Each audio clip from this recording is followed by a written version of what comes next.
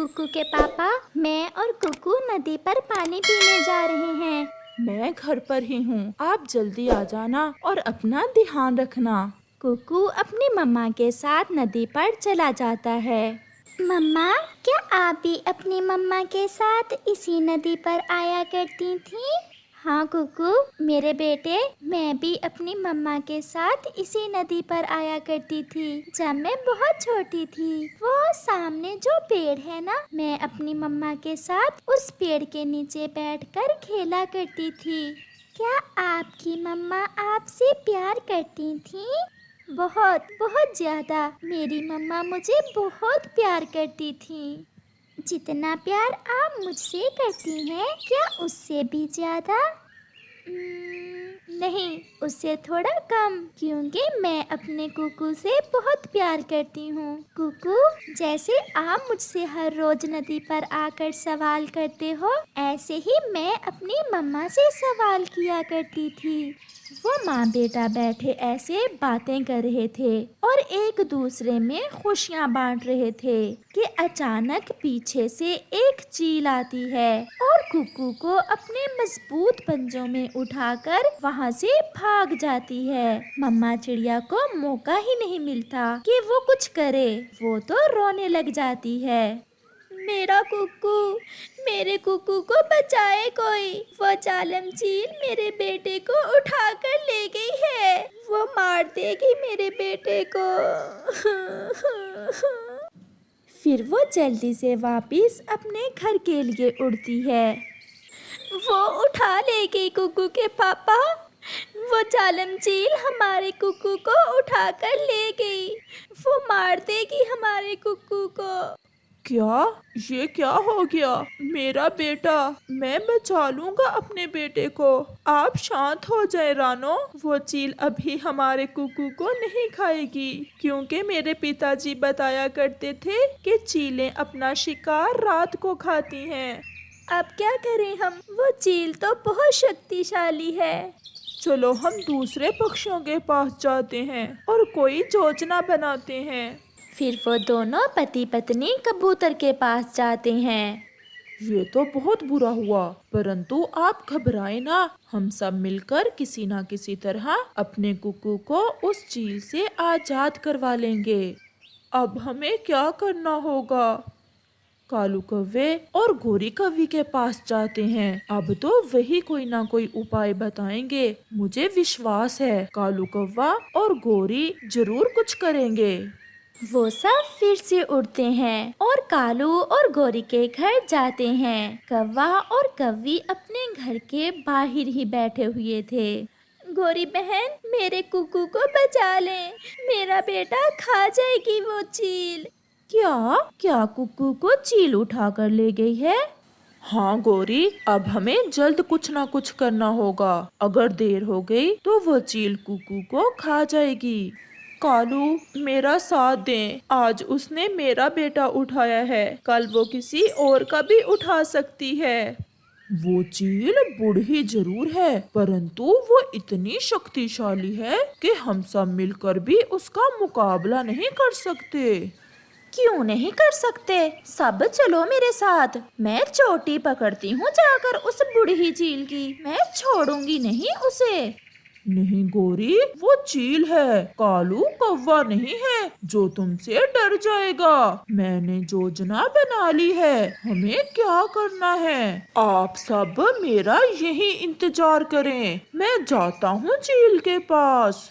कालू, कुछ हमें तो बता दें, क्या योजना बनाई है तुमने? फिर कालू उन्हें अपनी योजना बताता है और चील की तरफ चला जाता है। आज तो दावत हो गई मेरी, नरम नरम मांस कितने समय बाद मिला है मुझे। मैं पहले इसकी आंखें खाऊंगी, फिर इसका दिल, और फिर आहिस्ता आहिस्ता सारे को ही खा जाऊंगी। चील आंटी, मुझे छोड़ दें, मेरी मम्मा रो रही होगी। मुझे खाने से क्या मिलेगा आपको? पागल, मिलेगा क्या? पेट भरेगा मेरा। कालू भी वहाँ आ जाता है। चील दी रुकें। आप इस छोटे चिड़िया के बच्चे को खाकर अपने मुंह का स्वाद खराब ना करें। मैं अपनी पत्नी को लेकर आता हूँ, आप मेरी पत्नी को खा लें। वो क्यों काले कव्वे, तुम अपनी पत्नी को मुझे क्यों खिलाना चाहते हो? आज मेरी लड़ाई हुई है उससे, बड़ी जबान चलाती है वो मेरे सामने। इसे खाने से आपका पेट भी नहीं भरेगा। मैं अभी अपनी पत्नी को लेकर आता हूँ। अगर ऐसा है तो तब तक ये चिड़िया का बच्चा मेरे पास ही रहेगा। तुम जाओ और अपनी पत्नी को ले आओ। फिर कालू कौवा तुरंत वहाँ से जाता है। जल्दी चलो गोरी, मैंने उसका ध्यान बटा दिया है, तीर ठीक निशाने पर लगा है। फिर कालू गोरी को साथ लेकर चील के पास जाता है। वाह वाह, ये तो बहुत मोटी कवि है। अब तो मुझे और भी ज्यादा मजा आने वाला है। चलो अब इस गंदे से चिड़िया के बच्चे को लेकर जाओ यहाँ से। मैं अपनी चील बहन का डिनर बनना चाहती हूँ। बूढ़ी कवि, मैं भी तुम्हारे साथ रहना नहीं चाहता। मैं कौन सा रहना चाहती हूँ तुम्हारे पास? तुम्हारे साथ रहने से बहुत अच्छा है, मुझे मेरी चील बहन जी ही खा ले।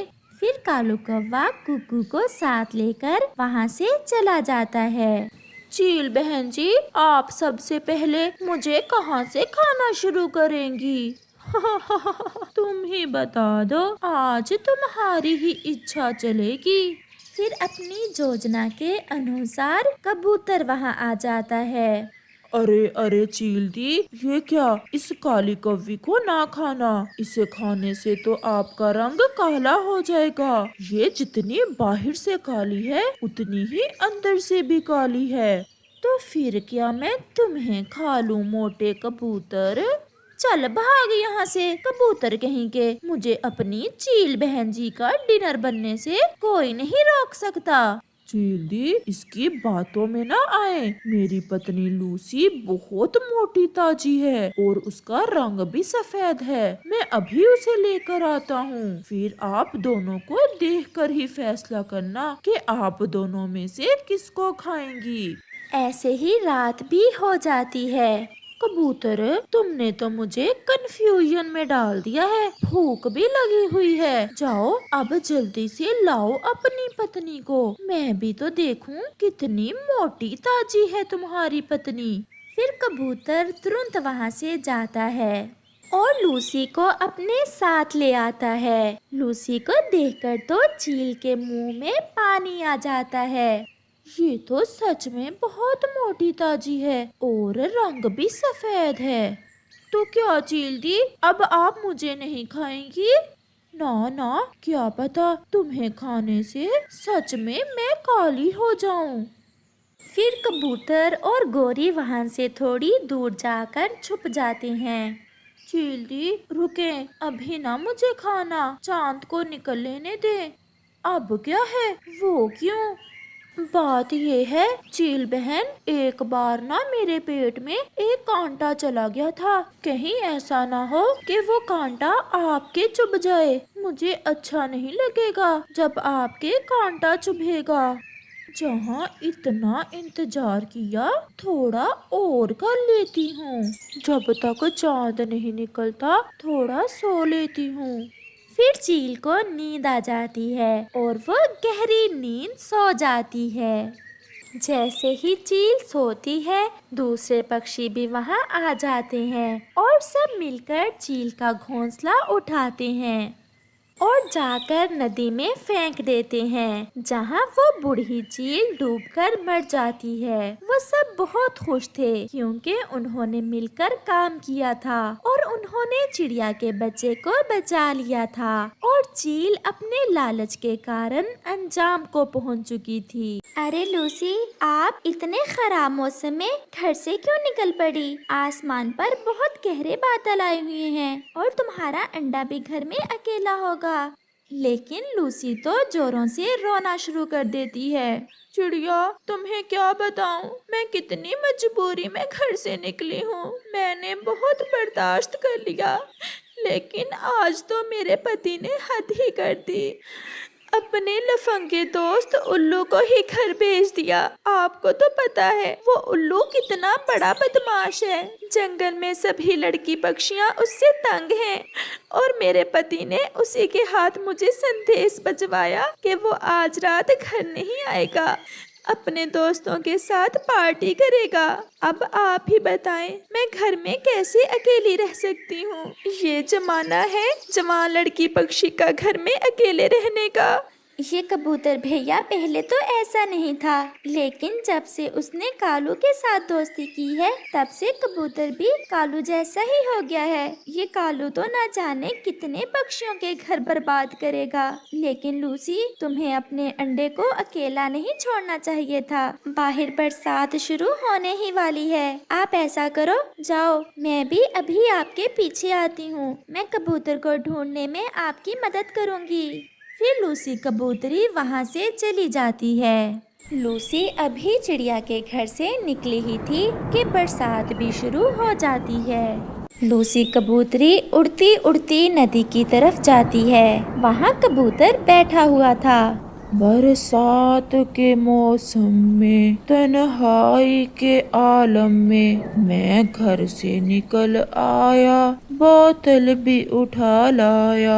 अभी जिंदा हूँ तो जी लेने दे, जी लेने दे, भरी बरसात में पी लेने दे, भरी बरसात में पी लेने दे।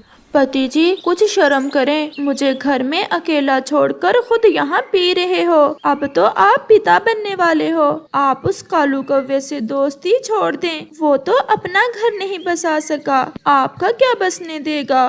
कितनी लंबी जबान है तुम्हारी, लगता है काटनी पड़ेगी, जो मेरे जिगरी यार के बारे में इतनी बक बक कर रही हो। ऐसा कहकर कबूतर पास में पड़ा डंडा उठाता है और लूसी को मारना शुरू कर देता है। मुझे मत मारो पति जी, मुझे मत मारो, मैं आपके भले के लिए ही कह रही थी। लेकिन कबूतर तो बहुत बेरहमी से अपनी पत्नी को पीटता है। फिर वहाँ चिड़िया भी आ जाती है। कबूतर भैया, भगवान के लिए बस करें, इतना जुल्म मत करें। लड़की पक्षी पर पंख उठाना बुज़दिली की निशानी है। चिड़िया, इसे यहाँ से ले जाओ, नहीं तो ये मेरे पंखों से मर जाएगी। अब कबूतर, तुम्हारी अकल पर तो सच में पर्दा पड़ गया है। अभी भी समय है, तुम बाज आ जाओ, वरना बाद में पछताओगे तुम। चलो लूसी, मैं आपको आपके घर छोड़ाऊं। आपका अंडा घर में अकेला होगा। इसे तो अपने आने वाले बच्चे का कोई एहसास नहीं है, लेकिन आपने तो अपने बच्चे की रक्षा करनी है ना। फिर चिड़िया लूसी को उसके घर छोड़ आती है और कबूतर अपने दोस्त कालू के साथ मिलकर शराब पीने चला जाता है। बारिश अभी तक हो रही थी। मेरे यार, आज तुम इतनी देर से आए हो, मैं कब से तुम्हारा इंतजार कर रहा था। यार क्या बताऊं, वो जो मेरी पत्नी है ना, तुम्हारे खिलाफ बातें कर रही थी, लेकिन मैंने भी खूब पटाई की है उसकी। ये तो तुमने बहुत अच्छा किया। जब तक इन पत्नियों की पटाई ना कर दे, ये सुधरती ही नहीं है। मैं तो खुद अपनी पत्नी की बहुत पटाई करता था, बल्कि मैंने तो उसे घर से भी निकाल दिया। मुझे कहती थी दारू ना पियो, उसे क्या पता था जिंदगी का असल मजा तो पीने में ही है, और वो भी ऐसी बरसात के मौसम में। वाह वाह, कैसा मजा आता है। यार, आज मेरे पास ये अंग्रेजी दारू है, क्यों ना आज हम तुम्हारे घर जाकर पिएं। तुम्हारा घर तो बहुत सुरक्षित बना हुआ है, ये मेरा घर कहीं इतनी बारिश होने के कारण गिर ना जाए। हाँ हाँ, क्यों नहीं, मेरा घर भी तो तुम्हारा ही है। कालू तो बहुत शैतान पक्षी था। वो तो कबूतर की पत्नी पर बुरी नजर रखता था, इसलिए वो कबूतर से ऐसा कह रहा था। और कबूतर भी दारू के नशे में उसकी हर बात मान रहा था। फिर वो दोनों अपनी दारू की बोतलें उठाकर कबूतर के घर चले आते हैं। ये आप दोनों यहाँ क्यों आए हो? मैं अपने घर में आप दोनों को दारू नहीं पीने दूंगी। कबूतर यार, लगता है कि तुम्हारी पत्नी पटाई भूल गई है। लगता है हम दोनों को मिलकर इसे सबक सिखाना होगा। चिड़िया, जो कि लूसी को देखने और उसे हौसला देने के लिए उसके घर आई थी, खिड़की से सब देख लेती है। अब तो मुझे इन दोनों को सबक सिखाना ही होगा। चिड़िया जल्दी से पुलिस को फोन करती है। पुलिस भी वहाँ आ जाती है और कबूतर और कौवे को रंगे पंखों दारू पीते पकड़ लेती है। चिड़िया, मेरी बहन, आज आपने मुझे बचा लिया, वरना मेरे साथ ये दोनों मिलकर पता नहीं क्या करते। पुलिस कालू और कबूतर की खूब पिटाई करती है और उन दोनों को 10-10 साल कैद की सजा होती है। फिर लूसी कबूतरी के अंडे से एक प्यारा सा बच्चा निकलता है और वो अपने बच्चे का बहुत अच्छे से पालन पोषण करती है। इस कहानी से हमें सीख मिलती है कि बुरे काम का अंत भी बुरा ही होता है।